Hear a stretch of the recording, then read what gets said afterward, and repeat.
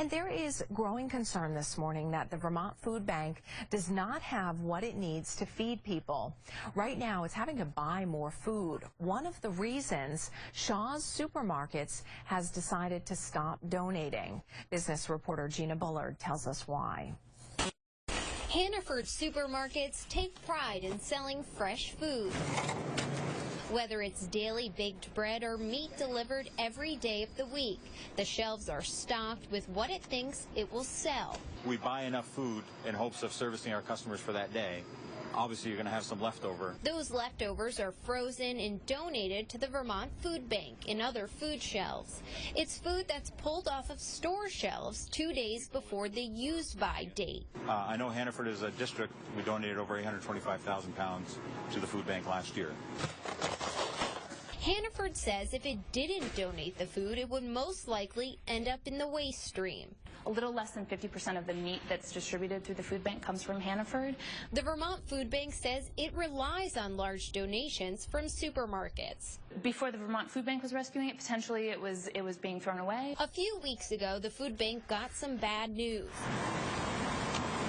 Shaw's Supermarket informed them it was no longer participating in food rescue programs around New England, effective immediately.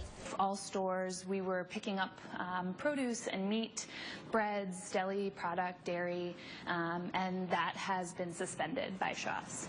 That's a huge change for the Vermont Food Bank.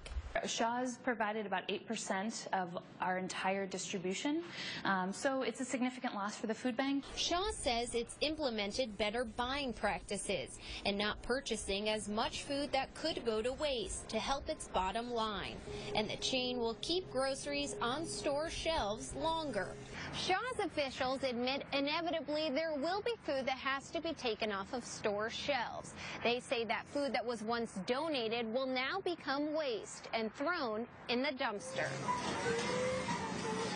The food bank is worried about filling the Shaw's gap and may have to purchase food to make up for it. Already this year, it has 10% less food than it needs. So anything that's sort of wrapped and beautiful like this is product that we've gone out and actually purchased. And that's not what you want to do. Right, exactly. I mean, that's what's costly. This year, it had to purchase 1.1 million pounds of food. That's up 100,000 pounds over last year. The food bank says it's a scary trend that seems to be continuing. It's dealing with federal budget cuts and now a major cut in donations from Shaw's. Gina Bullard, Channel 3 News, Barrie. And in a statement, Shaw's officials say they look forward to working with the Vermont Food Bank to determine just how they can continue to support them with food drives and other initiatives throughout next year.